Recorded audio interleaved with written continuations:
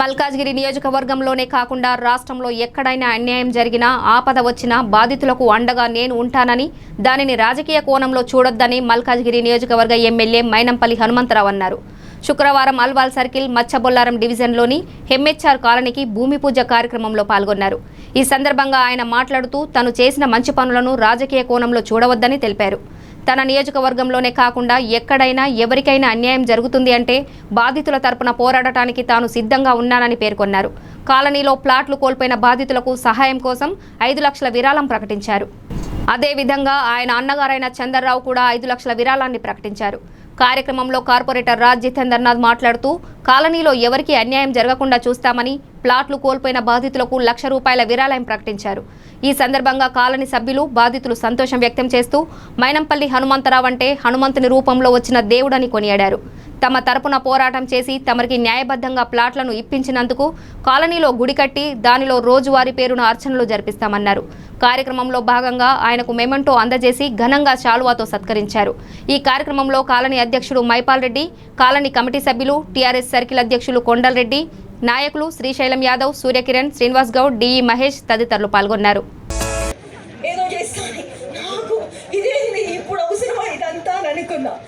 కాకపోతే నేను చాలా భయపడిపోయినా ఇదంతా ఎందుకు చేస్తుండ్రు అనంటే ఇంకా మా ఆయనకి ఏమైందంటే ఈ సభ్యులందరూ పెట్టిన నమ్మకము ఆయనకు బ్లడ్ ప్రెషర్తో పాటు మెంటల్ ప్రెషర్ కూడా పెరిగిపోయింది. ఏం చేసిండు, నిజామాబాద్ నుంచి హైదరాబాద్ మకాం మార్చేసిండు. ఏమన్నంటే కోర్టులు, అడ్వకేట్లు, లీగల్ రైట్స్ అని తిరగడం స్టార్ట్ చేసిండు. అవే కాకుండా డబ్బులు కూడా ఖర్చు పెట్టాడు. ఇంట్లో ఎవరికైనా బాధ అనిపిస్తుంది కదా, టైం ఇవ్వకుండా ఇవ్వకపోతే ఈ పైసలు కూడా తీసుకోపోతున్నాం, ఇది అవసరమా మీకు అని కొంచెం అపోజ్ చేసినాం. ఇంకా మా ఆయన కూడా ఏ టైప్ అంటే వదిలేసి ఇక్కడికి వచ్చేసి మేము హాయ్ బాయ్ టైప్ అయిపోయినాం. మీదయ్యా సార్ ఇక 200 గజాలు సార్.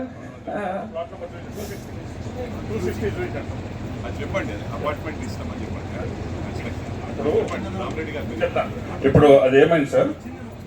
ప్లాట్ 240 ప్లాట్ పోయింది సార్, పోయింది. కబ్జా అయింది, కబ్జా లోపల వెళ్ళిపోయింది, రోడ్ లోపల వెళ్ళిపోయింది అన్న. కాబట్టి మా బాధ్యత నైట్ టైం బ్యాక్ 10-12 ఏళ్ల క్రితమే కట్టేసిండ్రు.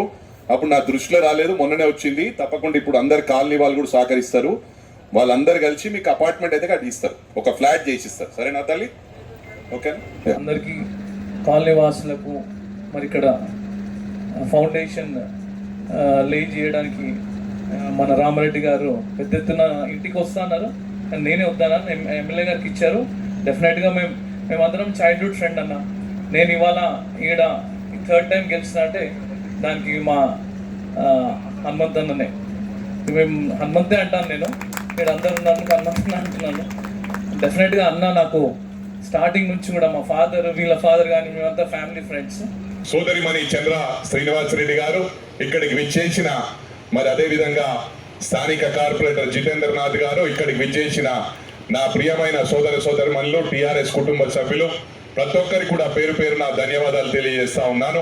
ఇప్పుడే సోదరిమణి చెప్పడం జరిగింది మా ఈ 2 ప్లాట్లు ఇక్కడ పోయాయని. మైపాల్ రెడ్డి గారు చెప్పారు 39 ప్లాట్లు కబ్జాకు గురయ్యాయని. అది ఏ విధంగా అయిందో తెలియదు, కానీ మీ కాలనీ సభ్యులందరికీ కూడా విజ్ఞప్తి చేస్తా ఉన్నాను, మనం అందరం కూడా కాంట్రిబ్యూట్ చేసి ఆ 39 మందిని ఆదుకోవాల్సిన అవసరం ఉందని చెప్పి కూడా ఈ సందర్భంగా మనవి చేస్తూ, మరి నా తరఫున 5 లక్షల రూపాయలు నేను కాంట్రిబ్యూట్ చేస్తా ఉన్నాను. ప్రతి ప్లాట్ వారు కూడా, ఎందుకంటే ఇప్పుడే చెప్పారు ఇక్కడ 200 గజాలైనా కనీసం 70 నుంచి 80, అంటే ఎంత తక్కువైనా కూడా 70 lakhs ఉంటాయి. కాబట్టి ప్రతి ప్లాట్ వారు కూడా ముందుకొచ్చి మరి 39 మందిని సాటిస్ఫై చేసి మరి ఏ విధంగా అకామిడేట్ చేస్తారో అది మీరు కమిటీ కూర్చొని డిసైడ్ చేసుకోవాలి. అవసరమైతే వాళ్ళందరికీ అపార్ట్మెంట్స్ కట్టించి, ఇవి 2 ప్లాట్లు పోయాయి కాబట్టి 2 ఫ్లాట్స్ ఇవ్వవలసిన అవసరం మరి పెద్దలు గౌరవనీయులు తండ్రి సమానులు మైపాల్ రెడ్డి గారి పైన బాధ్యత అప్పచెప్తా ఉన్నాను. మీరెప్పుడు పిలిచినా పలుకుతా ఉన్నా, ఒకటే మీకు విజ్ఞప్తి చేస్తా ఉన్నాను, రాజకీయ కోణంలో తీసుకోకండి.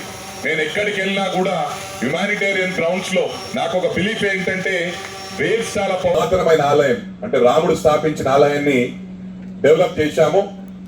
దానికి ఏంటంటే రాజకీయ కోణంలో ఆలోచిస్తూ ఉంటారు, అయ్యో నిజామాబాద్ లో పోటీ చేస్తాడేమో, బోధనలో పోటీ చేస్తాడేమో అని, మెదక్లో కార్యక్రమాలు చేసేటప్పుడు మెదక్లో పోటీ చేస్తారేమో అని. ముఖ్యంగా ఒకటే విజ్ఞప్తి చేస్తా ఉన్నాను, నేను ఎప్పుడు కూడా గ్రౌండ్ లో ఎప్పుడు ఉంటాను. నాకు ఎలాంటి ఆశ లేదు.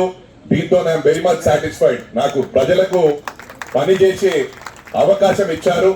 నేను ముఖ్యంగా ఒకటే విజ్ఞప్తి చేస్తా ఉన్నాను. మెదక్ జిల్లాలో నేను 8 సంవత్సరాలు జిల్లా అధ్యక్షుడిగా చేశాను. అదే శాసనసభ్యుడిగా చేశాను. అక్కడ